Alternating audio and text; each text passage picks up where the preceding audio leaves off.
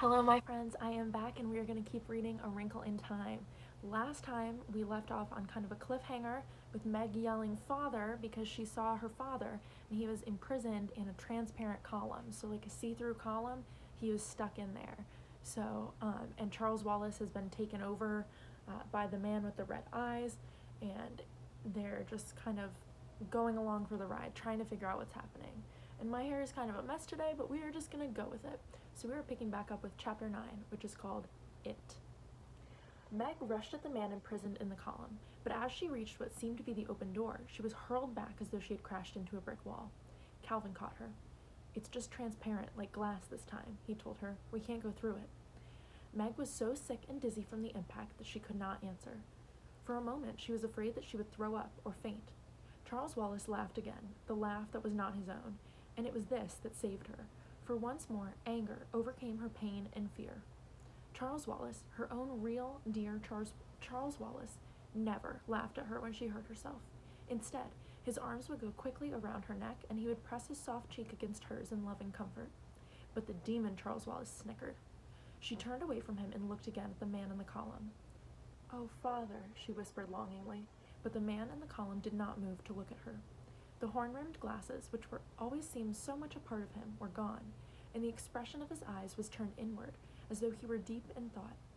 He had grown a beard, and the silky brown was shot with gray. His hair, too, had not been cut. It wasn't just the overlong hair of the man in the snapshot at Cape Canaveral. It was pushed back from his high forehead and fell softly almost to his shoulders, so that he looked like someone in another century, or a shipwrecked sailor. But there was no question, despite the change in him, that he was her father, her own beloved father. "My, he looks a mess, doesn't he?" Charles Wallace said, and sniggered. Meg swung on him with sick rage. "Charles, that's father! Father!" "So what?" Meg turned away from him and held out her arms to the man in the column. "He doesn't see us, Meg," Calvin said gently. "Why? Why?" "I think it's sort of like those little peepholes they have in apartments, in the front doors," Calvin explained. "You know, from inside you can look through and see everything, and from outside you can't see anything at all. We can see him, but he can't see us." "Charles," Meg pleaded, "let me in to father." "Why?" Charles asked placidly. Meg remembered that when they were in the room with the man with the red eyes, she had knocked Charles Wallace back into himself when she tackled him and his head cracked the floor. So she hurled herself at him. But before she could reach him, his fist shot out and punched her hard in the stomach. She gasped for breath. Sickly, she turned away from her brother, back to the transparent wall. There was the cell. There was the column with her father inside. Although she could see him, although she was almost close enough to touch him, he seemed farther away than he had been when she had pointed him out to Calvin in the picture on the piano. He stood there quietly as though frozen in a column of ice, an expression of suffering and endurance on his face that pierced into her heart like an arrow.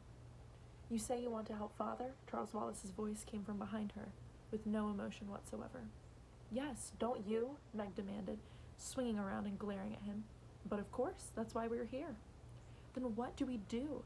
Meg tried to keep the franticness out of her voice, trying to sound as drained of feeling as Charles, but nevertheless ending on a squeak. "You must do as I have done, and go in to it," Charles said. "No."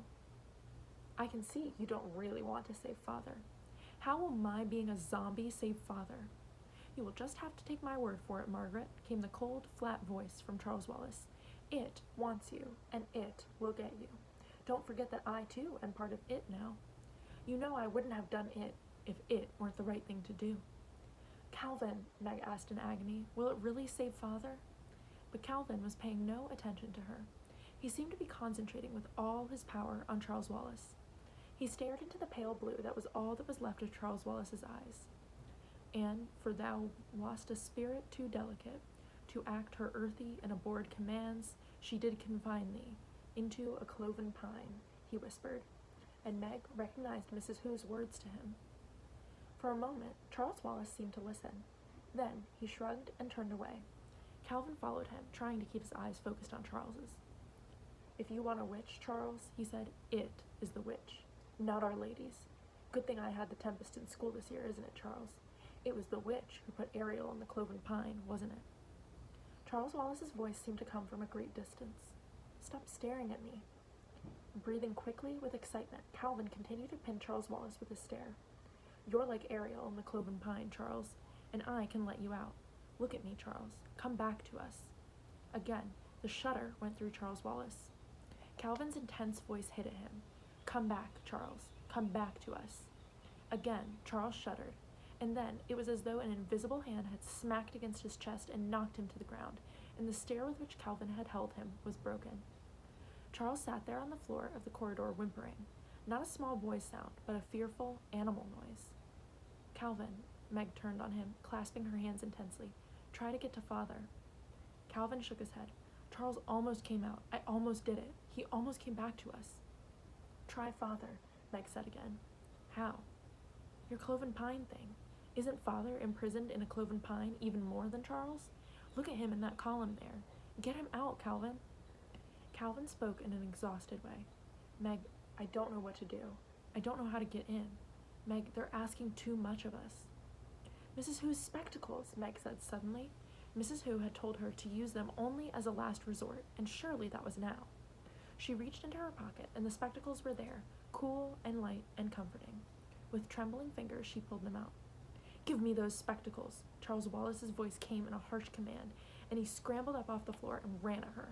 She barely had time to snatch off her own glasses and put on Mrs. Who's, and, as it was, one earpiece dropped down her cheek, and they barely stayed on her nose. As Charles Wallace lunged at her, she flung herself against the transparent door, and she was through it. She was in the cell with the imprisoning column that held her father. With trembling fingers, she straightened Mrs. Who's glasses and put her own in her pocket. Give them to me, came Charles Wallace's menacing voice, and he was in the cell with her, with Calvin on the outside, pounding frantically to get in. Meg kicked at Charles Wallace and ran at the column. She felt as though she were going through something dark and cold, but she was through. Father, she cried, and she was in his arms. This was the moment for which she had been waiting, not only since Mrs. Witch whisked them off on their journeys, but during the long months and years before, when the letters had stopped coming, when people made remarks about Charles Wallace, when Mrs. Murray showed a rare flash of loneliness or grief. This was the moment that meant that now and forever, everything would be all right. As she pressed against her father, all was forgotten except joy. There was only the peace and comfort of leaning against him, the wonder of the protecting circle of his arms, the feeling of complete reassurance and safety that his presence always gave her. Her father broke on a happy sob. Her voice broke on a happy sob. Oh, Father! Oh, Father! Meg! He cried in glad surprise. Meg, what are you doing here? Where's your mother? Where are the boys? She looked out of the column, and there was Charles Wallace in the cell, an alien expression distorting his face. She turned back to her father. There was no more time for greeting, for joy, for explanations. We have to go to Charles Wallace, she said, her voice tense. Quickly. Her father's hands were moving gropingly over her face, and as she felt the touch of his strong, gentle fingers, she realized with a flooding of horror that she could see him, that she could see Charles in the cell and Calvin in the corridor, but her father could not see them. He could not see her. She looked at him in panic, but his eyes were the same steady blue that she remembered. She moved her hand brusquely across his line of vision, but he did not blink. Father, she cried, Father, can't you see me? His arms went around her again in a comforting, reassuring gesture. No, Meg. But Father, I can see you. Her voice trailed off. Suddenly, she shoved Mrs. Who's glasses down her nose and peered over them, and immediately she was in complete and utter darkness. She snatched them off her face and thrust them at her father. Here. His fingers closed around the spectacles. Darling, he said, I'm afraid your glasses won't help. But they're Mrs. Who's, they aren't mine, she explained, not realizing that her words would sound like gibberish to him. Please try them, Father, please. She waited while she felt him fumbling in the dark. Can you see now? She asked. Can you see now, Father? Yes, he said. Yes, the wall is transparent now. How extraordinary. I could almost see the atoms rearranging. His voice had its old, familiar sound of excitement and discovery.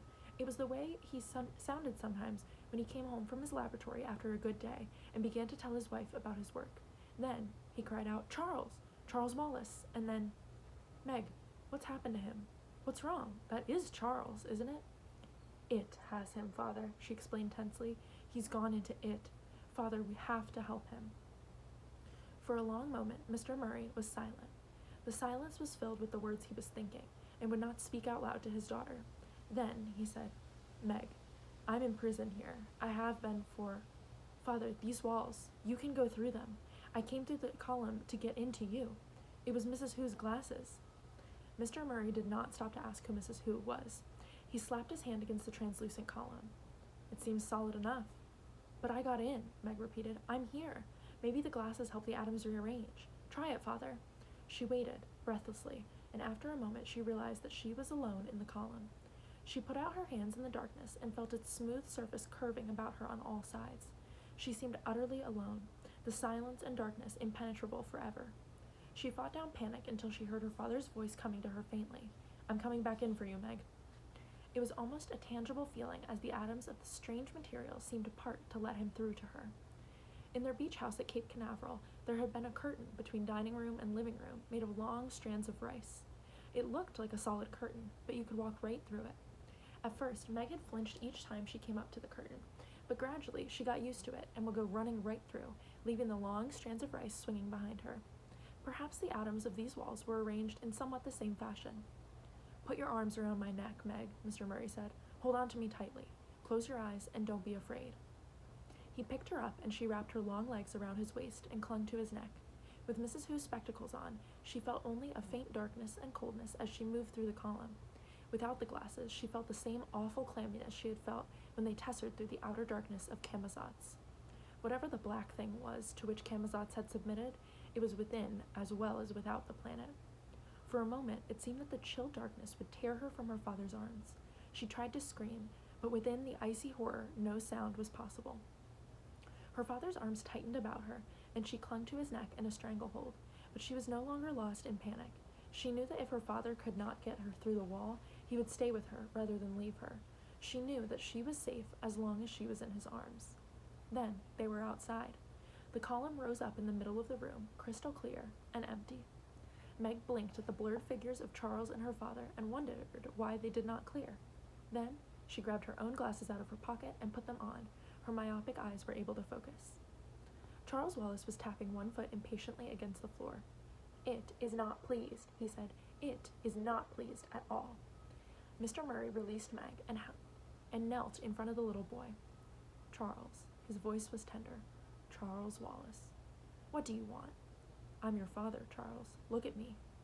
The pale blue eyes seemed to focus on Mr. Murray's face.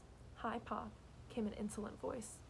That isn't Charles, Meg cried. Oh, Father, Charles isn't like that. It has him. Yes, Mr. Murray sounded tired.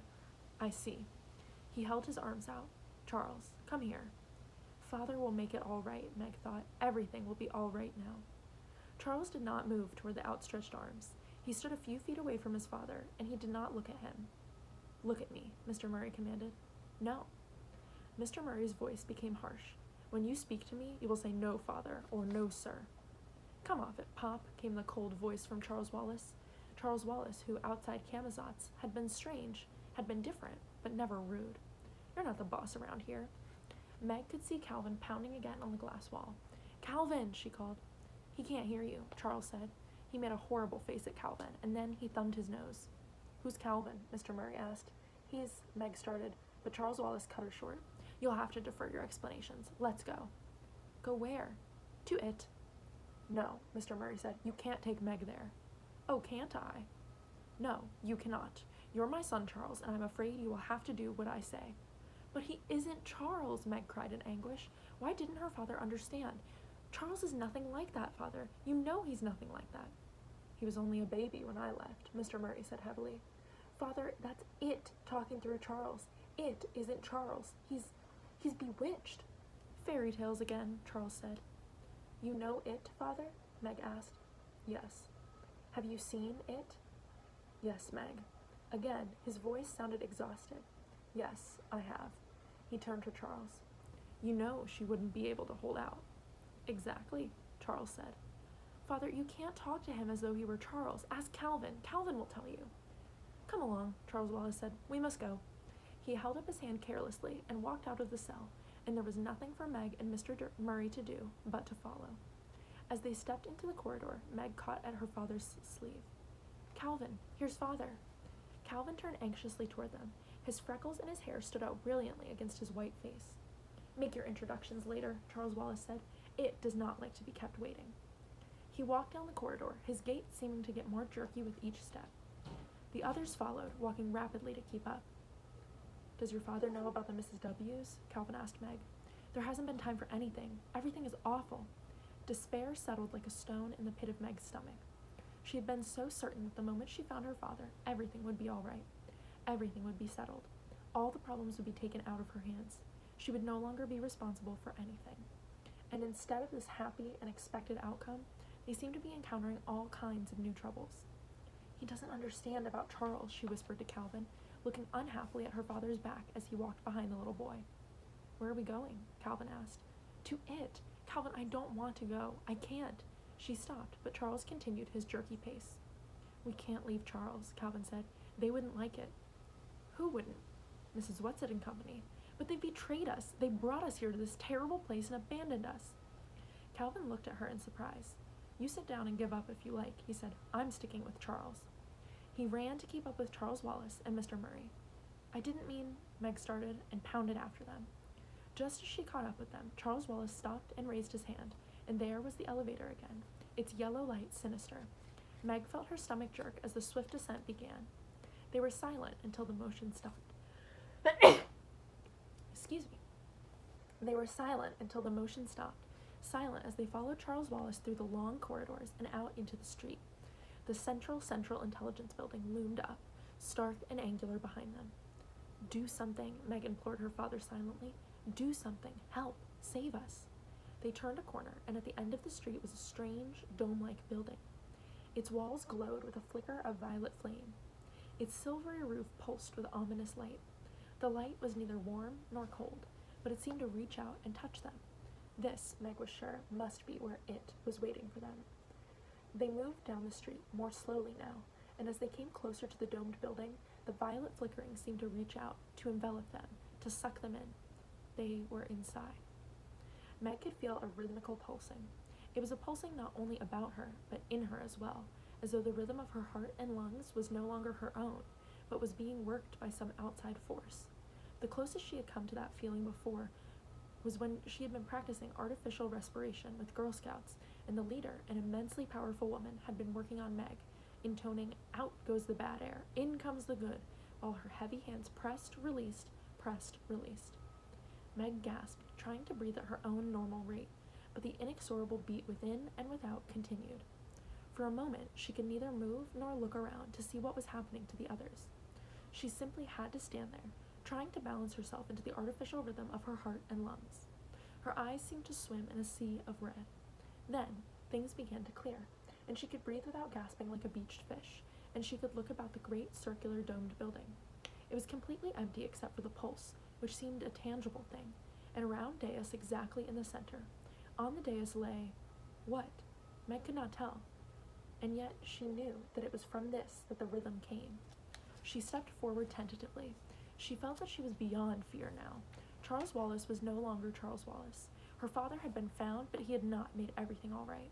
Instead, everything was worse than ever, and her adored father was bearded and thin and white and not omnipotent after all.